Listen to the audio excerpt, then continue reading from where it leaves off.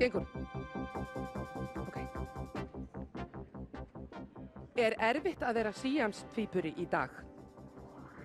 Þríburi. Ha, þríburi? Já, við erum sko síamstríburar. Það er sko Gunni bróðir, hann gleymist alltaf. Hann er sá þriði. Nú.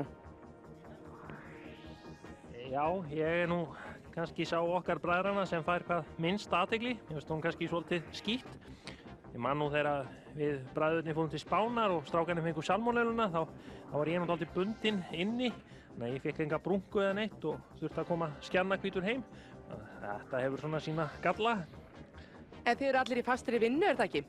Já, ekki ég. Mér finnst það reyndar svolítið ósanngjarnt. Ég var hafnað daginn þegar ég sótti sem aðstofamaður tannlæknis á þeim forsendum að ég væri svo andfúll. Þannig að þetta er ekki alveg neitt sérstaklega sanngjarnt. Já, já. En ykkur hefur aldrei dottið í hug að fara í aðgerð? Býtu, aðgerð? Já, láta skilja ykkur að, skilja ykkur í sundur.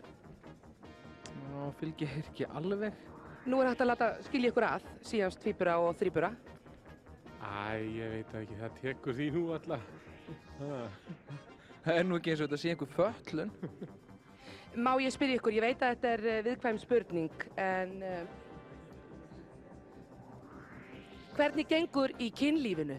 Já, það gengur ágætlega hjá okkur Villa, sko, við erum okkar kærustur, en það er erfiðara með Silla, hann er nefnilega samkynhneigður og maður fær það stundum á tilfinninguna að maður sé svona svolítið fyrir.